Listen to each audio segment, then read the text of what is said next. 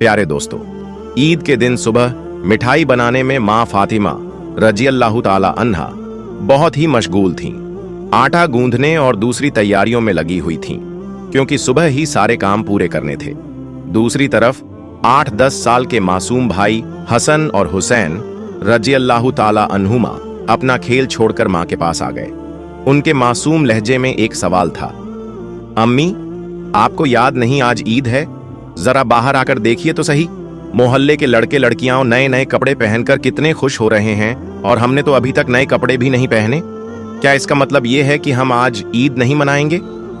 थोड़ी देर बाद फिर कहने लगे, अम्मी, जल्दी से हमें हमारे नए कपड़े पहना दो। हम भी उनके साथ खेलते खेलते ईदगाह जाना चाहते हैं। जब अब्बू आएंगे तो उन्हें हमारे साथ भेज देना, हम उनके साथ वापस लौट आएंगे। माँ ने बच्चों के सर पर मोहब्बत भरा हाथ फेरा, उनके माथे को चूमा और बोली, अभी ईदगाह जाने में काफी वक्त है बेटा, तुम लोग बाहर जाकर थोड़ा घूम फिर आओ, फिर मैं तुम्हें नए कपड़े पहना दूंगी। हो सकता है तब तक तुम्हारे अब्बू भी आ जाएं और शायद तुम्हारे लिए नए कपड़े भी ले आएं। तब मैं तुम्हें जरूर नए कपड़े पहना दूंगी और तुम अपने अब्बू के साथ ईदगाह चले जाना। अब जाओ बेटा, बाहर जाकर थोड़ा खेलो, इस बीच मैं अपने काम निपटा लूं। दोनों भाई बोले, जी अम्मी। फिर छोटा भाई अचानक सवाल करने लगा, अम्मी, क्या अब्बू हमारे लिए नए कपड़े लेने गए हैं? माँ ने दोनों बच्चों को अपने गले से लगा लिया, उनके माथे पर प्यार से चूमा और अपने दिल के आंसू पोंछते हुए हंसकर कहा, हाँ बेटा, तुम्हारे लिए नए कपड़े जरूर आएंगे, तुम्हें जरूर पहनाऊंगी। अब तुम लोग बाहर जाकर खेलो, सब ठीक हो जाएगा। माँ ने अपने रब पर यकीन रखते हुए अपने बच्चों को दिलासा दिया। दोनों भाई खुशी खुशी बाहर चले गए। माँ ने अपने आंचल से आंसू पोंछे और मजबूरी में अपने काम में दोबारा मशगूल हो गईं। कुछ देर बाद दोनों भाई फिर रोते हुए घर लौट आए। उन्होंने कहा, अम्मी, वे लोग हमें अपने नए कपड़े दिखाकर चिढ़ा रहे हैं। वे कह रहे हैं, देखो, तुम्हारे पास हमारे जैसे नए कपड़े नहीं हैं, अगर होते तो तुम उन्हें जरूर पहनते। वे कह रहे हैं कि हमारे अब्बू कैसे हैं जो ईद के दिन भी हमारे लिए नए कपड़े नहीं लाए। वे हमें ईदगाह चलने को कह रहे हैं और बोल रहे हैं, जल्दी से नए कपड़े पहनकर आओ अगर आना है। वे खजूर के पेड़ के नीचे खड़े हैं और हमारा इंतजार कर रहे हैं जब तक हम नए कपड़े पहनकर उनके साथ न चलें। अम्मी, अब्बू अभी तक क्यों नहीं आए? अम्मी, हमें जल्दी से नए कपड़े पहना दो ताकि हम उनके साथ ईदगाह जा सकें। मासूम बच्चों की इस गुजारिश को सुनकर अम्मी अपने जज्बातों पर काबू नहीं रख सकीं। आंसू रोकना उनके लिए बहुत मुश्किल हो गया, लेकिन बच्चे अम्मी को मजबूती से गले लगाकर खामोशी से उनकी ओर देख रहे थे। कुछ ही पल में खुद को संभालते हुए अम्मी ने आंसू पोंछे और चेहरे पर जबरन हल्की सी मुस्कान लाते हुए बोली, अभी बाहर जाने का वक्त नहीं हुआ है बेटा, इतनी जल्दी क्यों कर रहे हो? नमाज के लिए अभी काफी समय है। इस दौरान बाहर जाकर थोड़ा घूम फिर लो और देखो तुम्हारे अब्बू कहाँ हैं, उन्हें ढूंढ कर ले आओ। तब तक मैं अपना बाकी काम निपटा लेती हूँ। थोड़ा सा ही काम बचा है। अगर तुम्हारे अब्बू नए कपड़े लाते हैं तो मैं तुम्हें बहुत खूबसूरती से तैयार कर दूंगी, फिर तुम मिठाई खाकर अपने अब्बू के साथ ईदगाह जाओगे, ठीक है? दोनों भाइयों ने मासूमियत से कहा, जी अम्मी। अम्मी ने अपने दिल को मजबूत करते हुए बच्चों को तसल्ली दी, लेकिन जैसे ही उन्होंने बच्चों के मासूम चेहरों की तरफ देखा, उनकी आंखों में आंसुओं का सैलाब उमड़ पड़ा। बच्चों को अपनी हालत का अंदाजा न हो, इस डर से अम्मी कभी एक कमरे में जाती तो कभी दूसरे में। इधर दोनों मासूम भाई परेशान होकर अम्मी अम्मी कहते हुए उनके पास आए और बोले, अम्मी, हम समोसे और सकफीस खजूर लेकर अब्बू को ढूंढने जा रहे हैं। अम्मी ने रुंधे गले से कहा, हाँ जाओ। उनकी आवाज में छुपा दर्द बच्चे समझ नहीं सके। बड़े भाई ने अफसोस जताते हुए कहा, अब्बू कहाँ होंगे? छोटे भाई ने मासूमियत से पूछा, अब्बू कहाँ गए? बड़े भाई ने जवाब दिया, पता नहीं, चलो इधर उधर ढूंढते हैं। छोटे भाई के कंधे पर हाथ रखते हुए दोनों भाई अब्बू की तलाश में निकल पड़े। इधर अम्मी अपने दिल का दर्द कम करने का कोई रास्ता नहीं पा रही थीं। उनकी बेचैनी और बढ़ गई। वो सोचने लगी, मैं अपने मासूम बच्चों को कैसे बताऊं कि आज उन्हें नए कपड़े पहनाने के साधन हमारे पास नहीं हैं? उन्हें कैसे तसल्ली दूं? आज तो ईद का दिन है, मैं जो भी कहूंगी, क्या मेरे बच्चे मेरी बात मानेंगे? या अल्लाह, क्या तेरे अलावा मेरा कोई और सहारा नहीं? ईद के लिए जो मिठाई बनाई है वो भी कई दिनों तक थोड़ा थोड़ा गेहूं बचाकर तैयार की है, उसी से हलवा और रोटी बनाई है। लेकिन नए कपड़े कहां से लाऊं? या अल्लाह, ये बोझ क्यों डाल दिया इस मां के सर पर? तू तो सबकी हालत जानता है, मैं इन मासूम बच्चों को कैसे समझाऊं? या अल्लाह, तू रहम दिल और सर्वशक्तिमान है। झूठ बोलना गुनाह है, ये जानते हुए भी मैं अपने बच्चों को झूठी दिलासा और झूठी उम्मीद देकर बहला रही हूं। लेकिन अब मैं क्या करूं? तू ही बता दे। या अल्लाह, तू मुझे रास्ता दिखा। तू मेरे गरीब घर की हालत जानता है, तू ही मेरी मदद कर। ये कहते कहते मां रोने लगी और जोर जोर से चक्की चलाने लगी। चक्की की घर घर की आवाज के साथ उनके दिल का दर्द भी बाहर निकलने लगा। आंसू पोंछते हुए भले ही मिठाई बनाने का काम तेजी से चल रहा था, लेकिन जैसे ही यह काम पूरा होने को आया, एक और मुश्किल सामने खड़ी हो गई। तभी अम्मी अम्मी कहते हुए दो मासूम बच्चे मां के पास आकर खड़े हो गए। मां ने जल्दी से अपने आंसू छुपाए और प्यार भरी आवाज में पूछा, बोलो बेटा, क्या बात है? मां ने हमेशा अपनी इच्छाओं और आराम को दबा कर रखा था। गरीबी को अपना नसीब मानकर थोड़े में ही खुश रहने की आदत डाल ली थी। लेकिन आज मासूम बच्चों की एक छोटी सी ख्वाहिश ने उनके सब्र के दायरे को तोड़ दिया। उन्होंने खुद को संभालते हुए बच्चों को गोद में उठा लिया, मुस्कुराने की कोशिश की, उनके माथे को चूमा और कहा, बोलो बेटा, क्या कहना है? बड़ा बेटा मासूमियत से अपनी आंखें झपकाने लगा। छोटे भाई ने भी उसकी नकल कर ली। मां ने प्यार से कहा, देखो बेटा, तुम्हारे अब्बू आएंगे, यहां तुम्हारे लिए मिठाई बना रही हूं, थोड़ा सब्र करो, बस थोड़ी ही देर। उन्होंने बच्चों को सीने से लगा लिया, प्यार से समझाया और कहा, थोड़ा इंतजार करो बेटा, मिठाई अभी तैयार हो जाएगी। छोटे भाई ने आंखें मलते हुए अचानक पूछ लिया, लेकिन हमारे नए कपड़े अम्मी? ये सुनते ही मां चौंक गईं, जल्दी से बोल पड़ी, अरे बेटा, ऐसा करते हैं, तुम लोग जाकर पहले नहा लो, अभी तक नहाए भी नहीं हो। दोनों भाई एक साथ बोले, नहीं अम्मी, अभी तक नहीं नहाए। मां के लिए मासूम बच्चों से छल करना बहुत दर्दनाक था। उनका दिल अंदर ही अंदर रो रहा था। लेकिन उन्होंने हंसते हुए कहा, बेटा, बिना नहाए कोई ईदगाह जाता है क्या? जाओ जल्दी से नहा लो, सब तैयार हो जाएगा। दोनों भाइयों ने खुशी से कहा, ठीक है अम्मी, हम अभी जाकर नहा लेते हैं, आप सब कुछ तैयार रखना, हम जल्दी से आ जाते हैं। फिर दोनों भाई खुश होकर नाचते हुए बाहर निकल गए। मां ने दुआ की, जाओ बेटा, अल्लाह हाफिज। बच्चे तो चले गए, लेकिन मां के दिल में चिंता और गहरी हो गई। उनका दिल जैसे एक अथाह सागर में डूब रहा था। मां सोचने लगी, जब वे वापस आएंगे और कहेंगे, हमें नए कपड़े पहनाओ, हम ईदगाह जाएंगे, तब मैं क्या करूंगी? अब मां का मन और नहीं संभल सका। उनकी आंखों से आंसू बह निकले। वो सजदे में गिर पड़ी और अल्लाह से रो रो कर दुआ करने लगी, या अल्लाह, तू ही मेरा सहारा है, इस बेबस मां की मदद कर, मुझे इस कठिनाई से बाहर निकाल, तेरे अलावा मेरा कोई नहीं है, मुझे राहत दे, इस मुश्किल से छुटकारा दे। इसके बाद मां जैसे बेसुध होकर बड़बड़ाने लगी, या अल्लाह, तू तो मां के दिल को समझता है। 3 बार मासूम बच्चों को बहला फुसलाकर मैंने किसी तरह संभाल लिया, लेकिन अब क्या करूं, क्या कहूं? तू ही मुझे सहारा दे, तू सब कर सकता है। फिर उन्होंने जोर से चीख कर कहा, या अल्लाह, तू सब कर सकता है, तू सब कर सकता है। इधर नहाने के बाद दोनों भाई खुशी खुशी हाथ में हाथ डाले घर की ओर चल पड़े। कुछ ही देर में हंसते खेलते दोनों भाई घर पहुंचे और जोर से आवाज लगाने लगे, अम्मी अम्मी, हम आ गए। लेकिन मां की तरफ से कोई जवाब नहीं आया। छोटा भाई मासूमियत से बड़े भाई की ओर देखने लगा और धीरे से पूछा, भैया, मां बोल क्यों नहीं रही? क्या मां सो रही है? बड़े भाई ने छोटे भाई को बाहों में भर लिया और उसे दिलासा देने लगा। मैं देखता हूं। जैसे ही बड़ा भाई मां को जगाने के लिए हाथ बढ़ाने ही वाला था, अचानक दरवाजे पर जोर से दस्तक हुई। बड़े भाई ने घबराते हुए पूछा, कौन है बाहर? बाहर से कोई जवाब नहीं आया। दोनों भाई सहमकर एक दूसरे को देखने लगे। छोटा भाई डर के मारे बड़े भाई से चिपक गया। फिर से दरवाजे पर जोर से दस्तक हुई।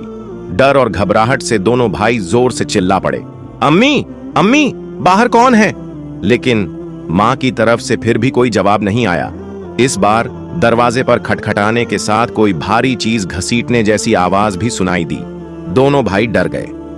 उन्हें पता था कि अगर कोई रिश्तेदार, परिवार का कोई बड़ा या पड़ोसी घर पर आता तो वह हमेशा सलाम करता, लेकिन यहाँ सब कुछ उल्टा हो रहा था। बड़े भाई ने छोटे भाई को और कसकर गले लगाते हुए कहा, मुझे समझ नहीं आ रहा ये क्या हो रहा है। अम्मी भी कुछ बोल नहीं रही हैं। डरते डरते दोनों भाई दरवाजे के पास गए। जैसे ही वे वहां पहुंचे, बाहर से फिर से जोर से खटखटाने की आवाज आई। दोनों भाई घबराकर थोड़े पीछे हट गए। फिर जोर से चिल्लाकर पूछा, कौन है दरवाजे पर? बाहर से आवाज आई, मैं दर्जी हूं, दरवाजा खोलो। दोनों भाई हैरान रह गए। उन्होंने पूछा, दर्जी, आप यहां क्यों? बाहर से फिर आवाज आई, हां, मैं दर्जी हूं, दरवाजा खोलो, मैं तुम्हारे लिए नए कपड़े लेकर आया हूं, उन्हें ले लो। जैसे ही यह सुना, दोनों भाइयों ने जल्दी से दरवाजे की कुंडी खोली। सामने एक आदमी खड़ा था, नए कपड़ों की गठरी के साथ। दोनों भाई एक पल के लिए सन्न रह गए। दर्जी ने कपड़े उनकी ओर बढ़ाए। बड़े भाई ने झटपट सारे कपड़े अपने हाथों में ले लिए और छोटे भाई का हाथ पकड़कर तेजी से दौड़ते हुए मां के पास पहुंचा। उधर मां अब भी संभल नहीं पाई थीं। उनकी आंखों से आंसू रुकने का नाम नहीं ले रहे थे। अम्मी, अम्मी, देखो, बड़े भाई ने खुशी से चहकते हुए कहा, दर्जी हमारे लिए कितने सुंदर सुंदर नए कपड़े लेकर आया है। जल्दी से हमें कपड़े पहनाओ, हमें ईदगाह जाना है। बड़े भाई की बात सुनते ही छोटा भाई भी उछल पड़ा। हाँ अम्मी, जल्दी करो, अगर देर हो गई तो हमें नमाज का समय नहीं मिलेगा। मां यह सुनकर हैरान रह गईं। कुछ पल तक बच्चों को टकटकी लगाए देखती रहीं, फिर उन्हें गले लगाकर फूट फूट कर रोने लगीं। इसके तुरंत बाद उन्होंने बच्चों को छोड़ दिया और सीधे सजदे में गिर गईं। या अल्लाह, तेरी मर्जी को कौन समझ सकता है।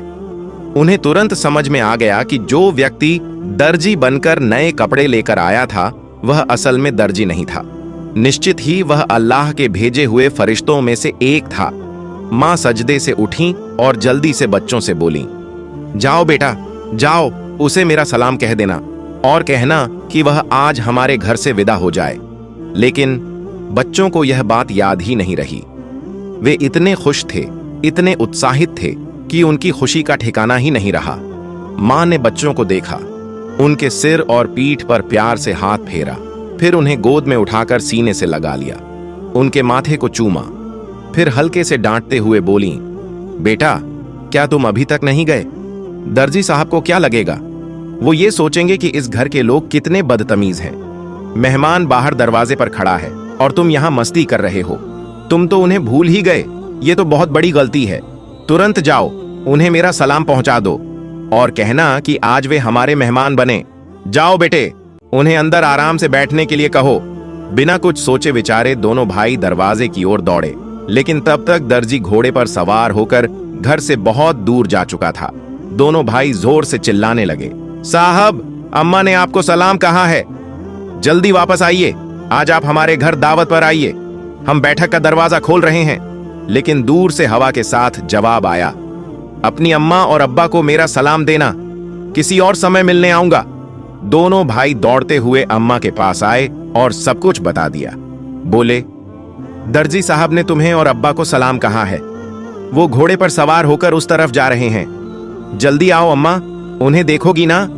जल्दी करो, खिड़की से देख लो, अगर देर करोगी तो उन्हें फिर नहीं देख पाओगी। दर्जी साहब कितने खूबसूरत लगते हैं अम्मा। मां ने बच्चों की बात सुनकर खिड़की के पास आकर बाहर देखा। उन्होंने देखा कि एक अद्भुत पुरुष दिखाई दे रहा था। वो आकाश की ओर उड़ते जा रहे थे। उनके शरीर की चमक चारों ओर फैली हुई थी। उनकी रोशनी सूरज की किरणों को भी फीका कर रही थी। मां स्तब्ध होकर ये दृश्य देख रही थीं। अचानक वो दिव्य पुरुष अपने घोड़े समेत कहीं अदृश्य हो गए। अब उन्हें और नहीं देखा जा सकता था।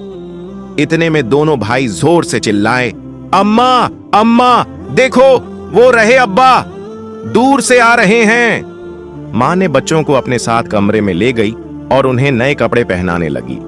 उनकी आंखों से खुशी के आंसू बह रहे थे। दोनों भाइयों ने हैरानी से पूछा, अम्मा, अम्मा, आप क्यों रो रही हैं?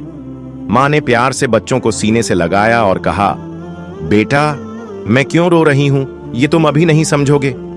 तुम्हारी उम्र भी इतनी नहीं हुई है, लेकिन आज से ये बात हमेशा याद रखना, एक पल के लिए भी अल्लाह ताला को भूलना मत। अल्लाह को हमेशा याद रखना। जो हमेशा अल्लाह को याद रखता है वो कभी भी मुसीबत में नहीं पड़ता। अगर तुम इस छोटी सी बात को अपने दिल में बसा लोगे और जिंदगी भर अल्लाह को नहीं भूलोगे तो देखोगे कि अल्लाह हमेशा तुम्हारी मदद करेगा। वो तुम्हें कभी मुश्किलों में नहीं डालेगा। माँ अपने बच्चों को यही नसीहत दे रही थी और साथ ही उन्हें नए कपड़े पहना रही थी। जब बच्चों को सजाने का काम पूरा हो गया तो माँ ने सुरम्मे का डिब्बा लाकर छोटे बेटे की आंखों में सुरम्मा लगाया। बड़े बेटे की आंखों में सुरम्मा लगाते ही दरवाजे के बाहर से आवाज आई, अस्सलामु अलैकुम या फातिमा जहरा। अंदर से हजरत फातिमा रजीब ने जवाब दिया, वलैकुम अस्सलाम या अली करीम। छोटा बेटा तेजी से दौड़कर बाहर गया और खुश होकर चिल्लाने लगा, अब्बा आ गए, अब्बा आ गए। बड़ा बेटा भी बाहर जाने ही वाला था, लेकिन मां ने उसे रोक लिया क्योंकि उसकी आंखों में सुरमा लगाना अभी बाकी था। मां ने थोड़ा गुस्से में कहा, बैठो बैठो, पहले सुरमा लग जाने दो। इतने में छोटा भाई अपने अब्बा का हाथ पकड़कर अंदर ले आया। तब तक बड़े भाई की आंखों में भी सुरमा लग चुका था। दोनों बेटों को देखकर अब्बा हैरान रह गए और बोले, ये क्या, इतने सुंदर कपड़े, ये कहां से आए? फिर दोनों भाई अपनी मां और अब्बा से लिपट गए और खुशी जताने लगे। हजरत फातिमा ने बच्चों की आवाज शांत कराते हुए हजरत अली को पूरी घटना सुनाई। हजरत अली यह सब सुनकर सिजदे में गिर गए और दुआ में कहने लगे, ऐ अल्लाह, तेरे लिए कुछ भी असंभव नहीं है। तू महान है, तू अजीम है, तू रहमत वाला और सर्वशक्तिमान है। फिर सिजदे से उठकर उन्होंने हजरत फातिमा रजमन से पूछा, जो दर्जी बनकर बच्चों के लिए कपड़े लाया था, क्या तुमने उसे पहचाना? क्या तुमने जान लिया कि वह कौन थे? हजरत फातिमा रजमन ने कहा, नहीं, लेकिन इतना यकीन है कि वह अल्लाह के भेजे हुए कोई फरिश्ते थे, इसमें कोई शक नहीं। फिर भी यह मेरी अपनी धारण राय है। हजरत अली रजिबन ने कहा, हां, तुमने सही कहा, यह अल्लाह की महानता है। वह कोई और नहीं बल्कि हजरत जिब्राइल अलैहिस्सलाम थे। यह सुनते ही हजरत फातिमा की जबान से अचानक जोर से निकला, अल्लाहू अकबर। यह कहते हुए वे भी सिजदे में गिर गईं। उन्हें देखकर हजरत हसन और हजरत हुसैन भी सिजदे में गिर गए। प्यारे दोस्तों, आप सबसे गुजारिश है कि इसे सदका ए जारिया की नीयत से दूसरों तक जरूर पहुंचाएं। और अगर आप मेरे चैनल पर नए हैं तो चैनल को सब्सक्राइब करें। मिलते हैं अगली वीडियो में। फई अमानिल्लाह।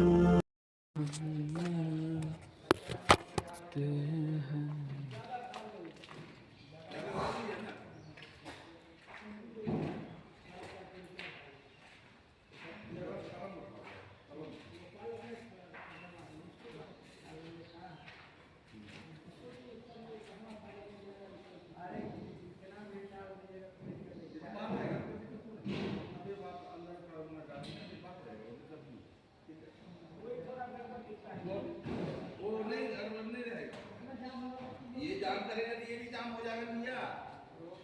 फिर इसको यदि आप नहीं करेंगे तो ये जाम नहीं होगा, कोई मतलब नहीं देगा। ठीक है,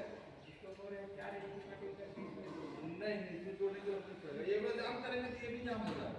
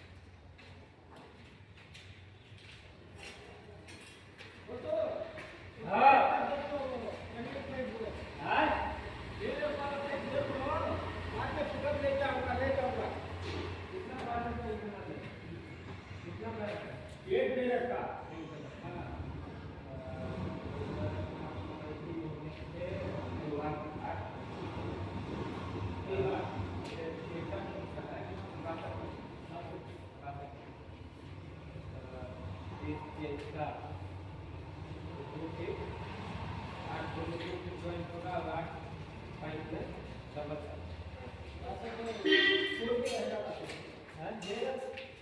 मेरा 61 वाला 62 करवा देना 61 वाला है तो ऐसे का सूर भी जाएगा फिर तक करते हैं एक फीट उधर एक फीट उधर 3 फीट 3.5 फीट ठीक 3.5 फीट के पंच हाँ 8 फीट का कर दो 8 फीट का करना पड़ेगा 8 फीट जाएगा करना 24 में 8 को तो करना पड़ेगा 24 है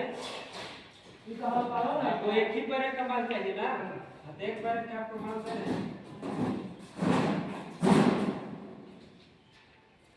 और कवर है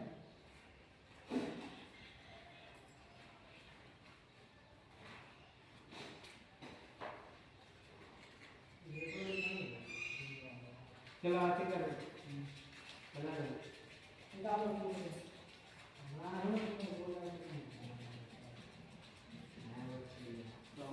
दो निकालो ज्यादा बार कर आप अब ना देने का बना दी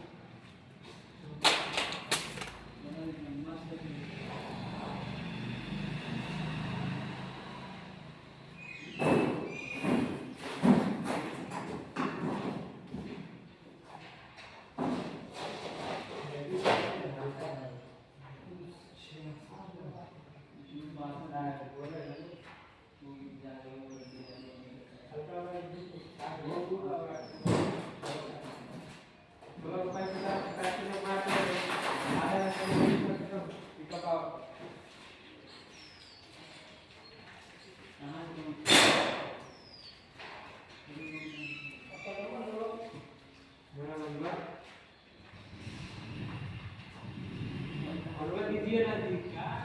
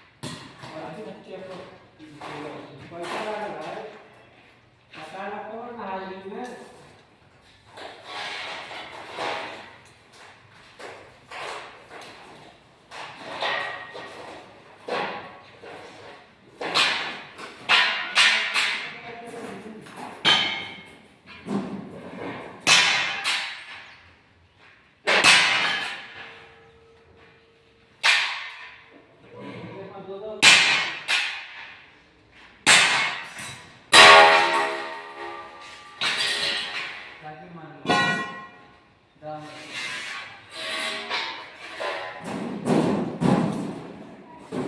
ताकि खास बन के मान लो बड़ा काम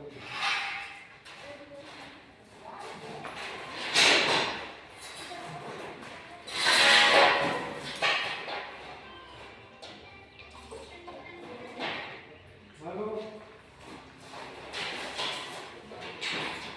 काम करा बोले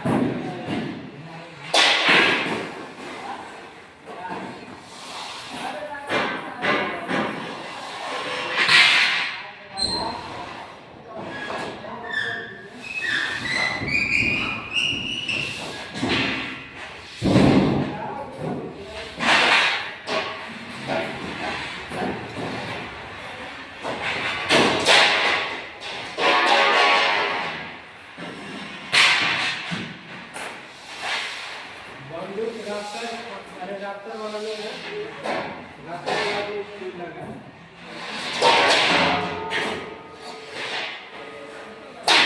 आगे पाइप का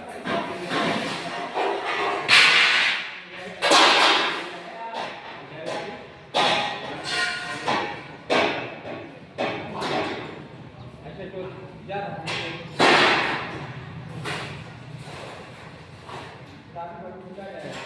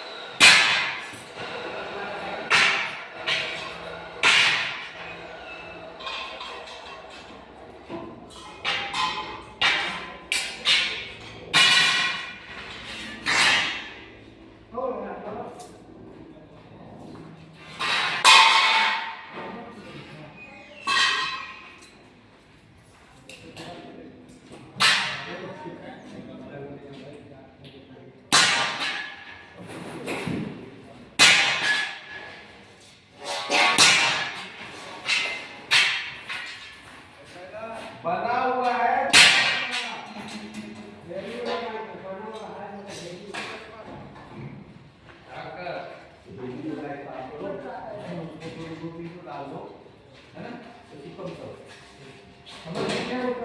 कितना टाइम निकाल रहे हो? 8 लोग हैं। कितना टाइम लगेगा? 16। तो उसका टाइम उसको दे दो, ठीक है? 12 टाइम 12 टाइम पूरा होगा यार। 12 में पूरा होगा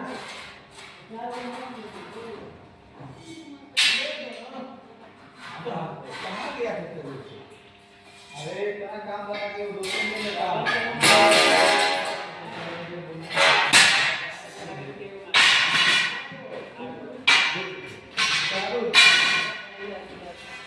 उतारेगा कौन? वो बोल रहे थे झलका भी है, हमारा चला करना है, तो भाई बोल रहे बारे में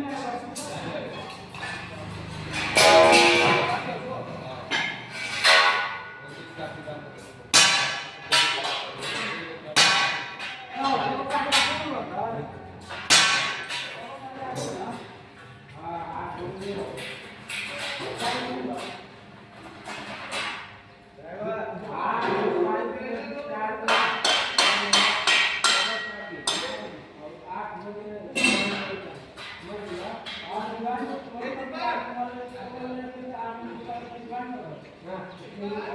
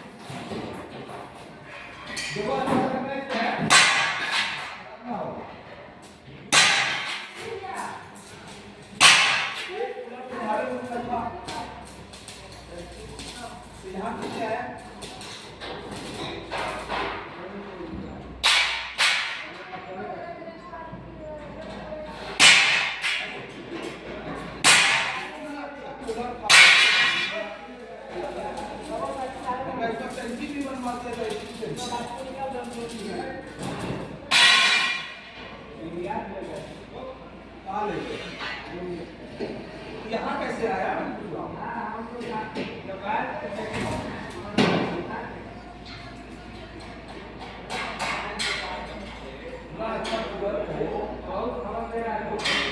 क्या टेंशन है?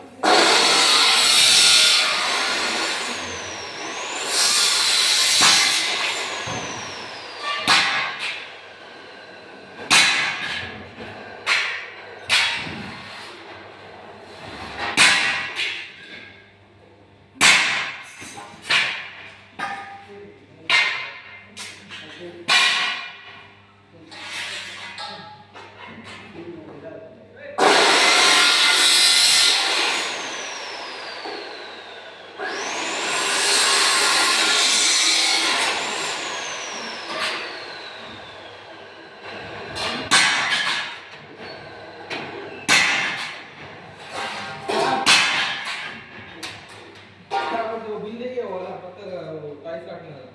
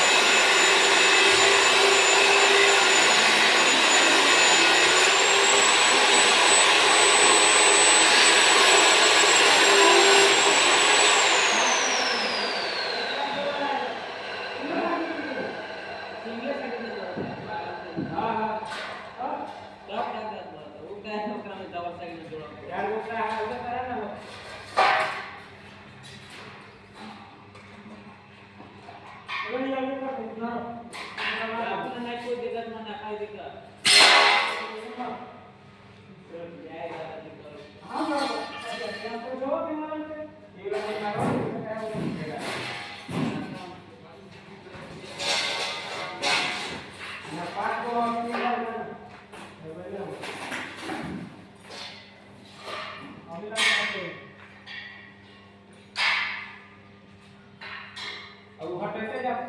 स्कूटर